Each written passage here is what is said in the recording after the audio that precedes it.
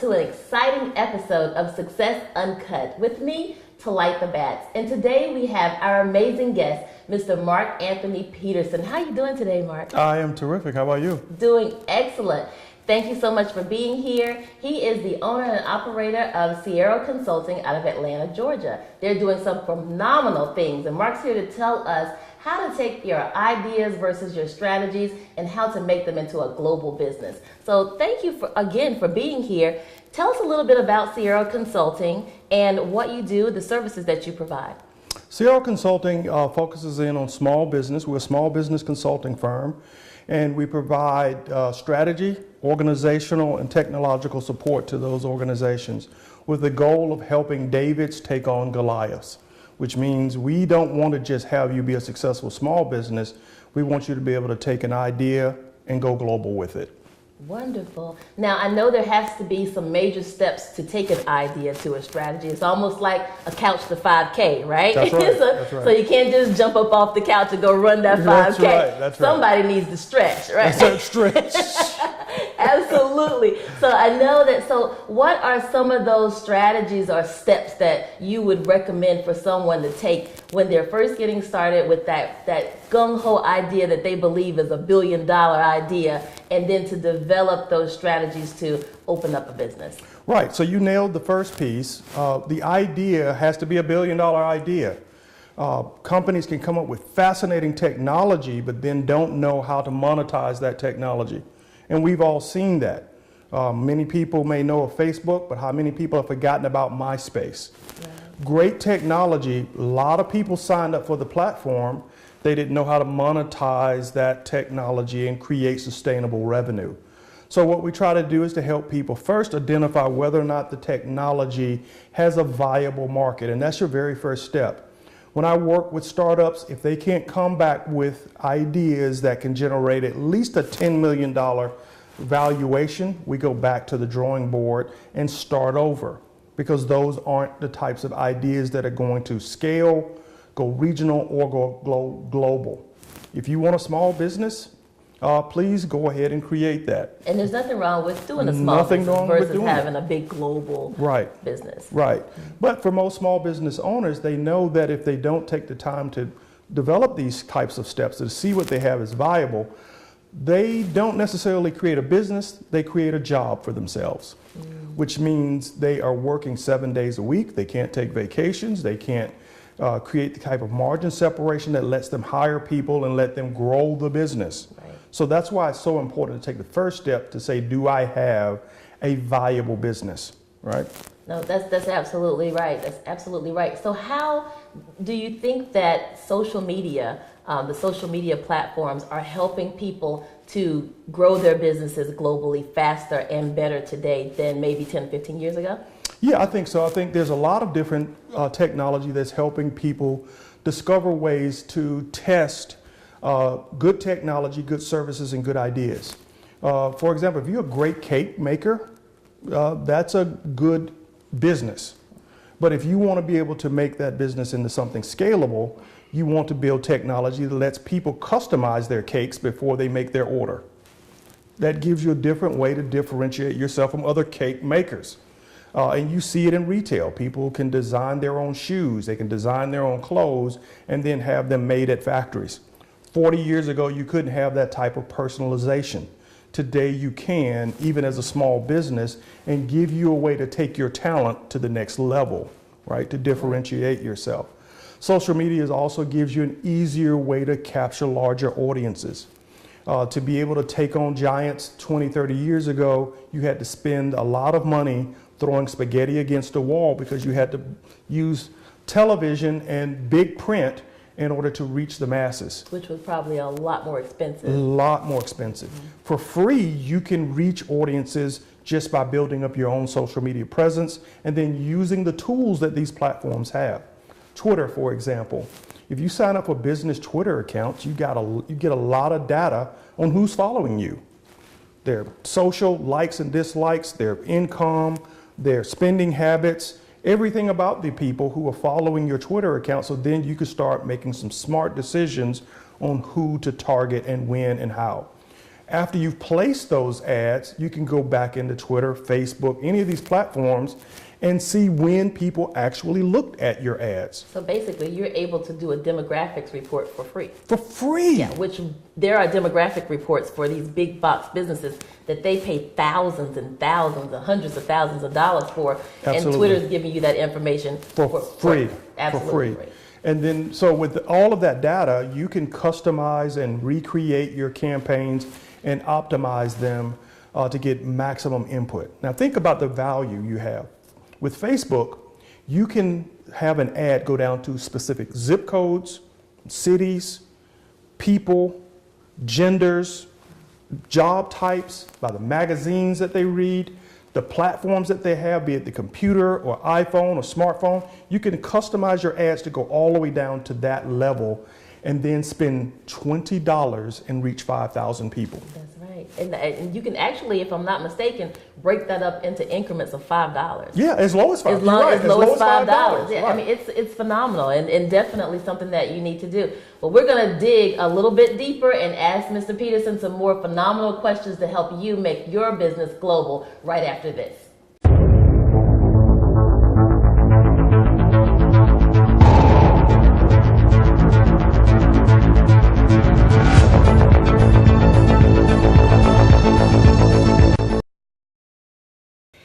And we're back. Thank you so much for joining us today. This is another great episode of Success Outside the Box with me, Talitha Batts. And we have Mr. Mark Anthony Peterson on the show with Sierra Consulting. Thank you again, Mark, for being with us today. Thank you for having me.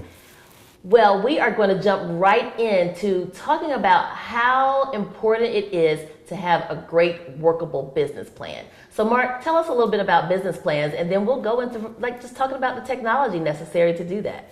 Well, business plans are extremely important, and when people think about it, they think you got to go out and develop a huge encyclopedia style business plan that, you know, has everything mapped out from here to 15 years from now. And that's not necessarily the way we approach it at Sierra Consulting. What we want to have you do is first start and think about the prototype that is built on the technology that we think is viable. And then we start with certain sets of assumptions, and at every step we want to test, retest, and relaunch. So it becomes an iterative business plan that gives you the opportunity to get customer feedback as quickly as possible. Why do we do that? Because we don't want you over-investing before you know you have a viable solution.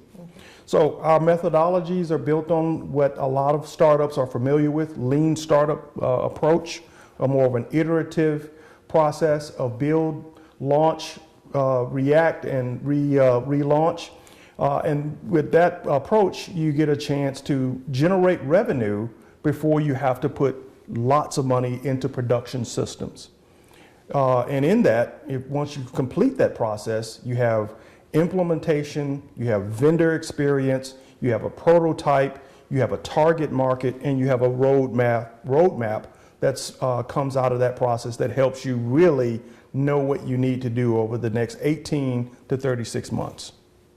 Well, I tell you, is it possible even for people to have what they call the one-page business plan? Mm-hmm. Okay. That's usually what we start with if we have a viable piece of technology that we think we can launch out into the market. Now, the viable is an analysis-based approach where we say, you know, this technology, be it a live scan that lets you capture digital fingerprints. Now, in a day when everybody was taking it on paper cards, if someone showed up and said, I have a way to collect digital fingerprints, that sounds like great technology.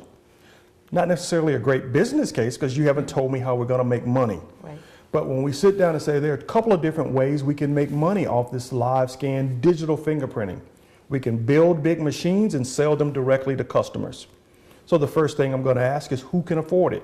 How many big customers out there can buy these machines so that you can sell them and then sell them a maintenance contract every year to create recurring revenue?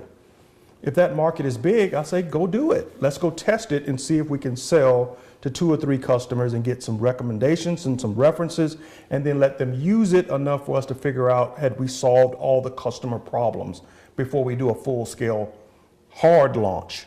Okay. So we do a soft launch and figure out what we don't know. And then once we reintegrate that back into the business, we do a hard launch. Or there may be a process where we sell the product by the drink, put a machine out there and let people use it and pay for the use and not the machine.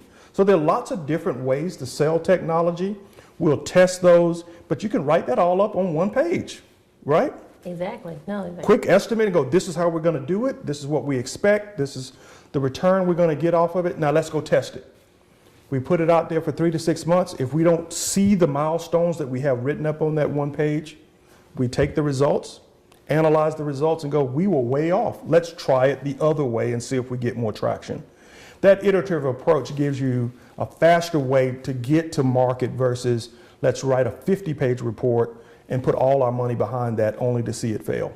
I think the key to this is don't let the business plan stop you from doing whatever your idea is. There's a way to handle a workable business plan that's not 117,000 pages long. I like, just like I like companies to continuously reinvent themselves, I like to have a iterative business plan. Why? Because I don't ever want you to stop. Once you make $1 million, you should never stop planning. Continuously asking yourself, what are my competitors doing? Is this technology viable right now? When we launched my last company, we launched it, and don't laugh, this was at a time when people still had dial-up modems. Okay, well, we're going to laugh people just a little bit. Just a little bit. Just a little bit. Well, yeah, I told you, I went to college with Moses. You and me both, Yeah, that's right. so it's okay. So, but our technology required the people who were using it to send data back to our servers. They only had dial-up modems, and their businesses depended on those modems to send faxes. So we had to write our software in a way where it would wake up at midnight and start sending data back to us up until 8 in the morning when they came in to start their work. And that's how we made the business model work until cable modems came online, which made it easy for us to send and transmit instantly. Mm-hmm. If we weren't continuously iterating our business model, we would have continued to make money and leave that technology alone. Say it's not broke, don't fix it, and would have missed an opportunity to reinvent our business. And you never want to leave money on the table. I don't want to leave competitors on the table. Okay. I want to keep them knocked off my table because I'm going to win at that market, which means I'm looking at every possible way to give myself a competitive advantage. Wonderful. Well, you are definitely the man with the plan. And we are listening here today, understanding that these are viable ways to take your business from an idea to a global functioning, operating business. So we are going to talk to you a little bit when we come right back with you, Mr. Mark Peterson, on your wonderful and amazing podcast. I'm just excited about hearing all about that. I know that you talked to us about it before, but I have a couple of questions for you that I don't think you're ready for. So when we come right back, we're going to talk to Mr. Mark Anthony Peterson about a couple of things, including this podcast.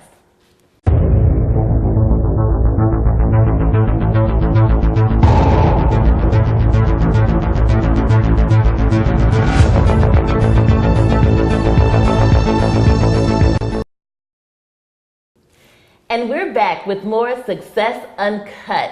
Today we have Mr. Mark Anthony Peterson that's been giving us so many amazing tips on how to take our ideas and strategies and build global businesses. But now we're going to ask Mark to tell us a little bit about his podcast. Now, tell us the name of your podcast first. The podcast is called Gorillapreneur, The Art of Waging Small Business Warfare. Which happens to be all over the globe. Yes. People are listening to you from Russia, China, different parts of Africa. People are on top of this podcast. So if you're not, definitely figure out where it is so you can get on top of it. But one of the things that, if I'm not mistaken, that people really do want to know is how to make $1 out of 15 cents. Yes. And that's my favorite one. So tell us a little bit about that one and how we can save for our businesses. Absolutely. Well, I'm a Tupac fan, and he has that lyric in one of his songs, how to make $1 out of 15 cents. And we took that and made that a segment in the podcast to help small businesses learn how to stretch $1. Because being a gorillapreneur means that you have to make something out of nothing. And we want to give you a few tips on how to do that. One of the ones that gets most people really excited is the one where I talk about youpromise.com. As a father, I encourage all entrepreneurs, when you start a business, it's for you, but your family didn't sign up for that. So you have to plan for their future at the same time that you're trying to create yours. And youpromise.com lets you buy for your business and put money aside in a 529 account for your kids' future at the same time. So just so that I completely understand, I'm going to do the same shopping and the same spending that I've always done, but it just takes a percentage of that money and puts it back into account for free? Yes. And the catch is? That you're going to be happy 5 years from now when your kids get ready to go to college. That's amazing. And so tell us the site again. It's called? You, as in the letter U, promise.com. It's owned by Sally Mae. And you shop at all the places you currently shop. Your normal shopping habits. Online and offline. And they put aside anywhere from 3 to 10% of what you spend into a 529 account, or they just give you the cash back and let you spend it any way you want. So for our business, we had to spend a lot of money on capital. And we bought through that site. Whenever we submitted a transaction to the FBI on behalf of our clients, we had to pay the FBI. So we had a You Promise credit card that we used to pay the FBI. We got 5% off every transaction that we paid to the FBI. We submitted thousands of transactions to the FBI every month, and each one of those put money into our respective You Promise accounts. When my son got ready to go off to college, I just opened that account and took out the first year's amount and just gave it to the school. Wow. So you can't beat that. I've been a member since '92, and I've also signed up my relatives, grandparents and all of them, so that their expenditures can also go to the kids' education. So it gave a great way for me to pursue my passion without putting their future at risk. And when I used their credit card, or Discover, or Cashback American Express, I got 5% from them, 5% from Discover. So I was getting 10%, which is a great discount. Or a great huge money discount. Right. You spend $10,000, you get 10% back. That's money. That's real money. Right. So that one really got the most response from people out there. But I think because it resonated with entrepreneurs to know that you get an opportunity to pursue what you are passionate about and be rewarded by saving for your kids' education at the same time. And you can't beat that. No. No, that's wonderful. But that, among other different episodes of your amazing podcast, I know that you talk about not only saving money, but also the best ways to manage your business and your business flow. So tell us a little bit more about first of all, tell us how you got started in your podcast. And then we'll go with that, because I know there are a lot of people out there, that's what they want to do. Everybody has podcasts out there. They want to know, how'd you get started? What did you do? What steps did you take? Well, at first I started because I wrote a book called Gorillapreneur, Small Business Strategy for Davids Who Want to Defeat Goliath. And when I wrote the book, people were reading books. And I tried as a consultant to stay on top of every trend. So when the trends told me people wanted to consume information like my book on an audio platform, I said, I got to convert the book to a podcast. And so that's what it became, an opportunity for me to take those strategies and concepts and talk about them in a real world way to people who needed that information instantly. Okay. Now, the trends are now telling me people want to consume it in video. So I've now started to transform the podcast into both a podcast and a YouTube cast, where I will record the podcast and videotape myself interacting with either people that I'm interviewing with or the concepts that I'm working on for that day. Now, we're excited about that. Yeah. That's going to be wonderful. Exactly. So we have that to look forward to. Absolutely. It's already out there. We have 18, 19 videos that coincide with the podcast. Some of them are even in addition to the podcast that talk about all the things that are important to small businesses and giving them ways to defeat the corporate giant. But this is wonderful. And I always love you coming on the show, and we're going to have you come 10 more times just to get all the knowledge that we have. But this has been great. This is Mr. Mark Anthony Peterson. And tell us the name of your podcast, the name of your company, where you are, and let our listening audience know where they can find more information for you, because unfortunately we are running out of time. Okay. My company is Ceyero Consulting, and you can find that at ceyero.com, CEYERO.com. Book is called Gorillapreneur, Small Business Strategy for Davids Wanting to Defeat Goliaths. That's Amazon, Barnes & Noble, iTunes, anywhere you want to buy a book. And the podcast is also Gorillapreneur, but it's called The Art of Waging Small Business Warfare, and that's on iTunes, Podomatic, SoundCloud, Spreaker, and streaming at our website as well. So please find us at one of those places. Catch us on YouTube the third Monday of every month, where we have a live cast that you can join in and contribute or ask questions and try to help make $1 out of 15 cents. It's a great way to interact with other entrepreneurs and ask me questions directly. Wonderful. Well, thank you again for being on the show. We just love having you on. And that concludes Success Uncut. Thank you so much for joining us today.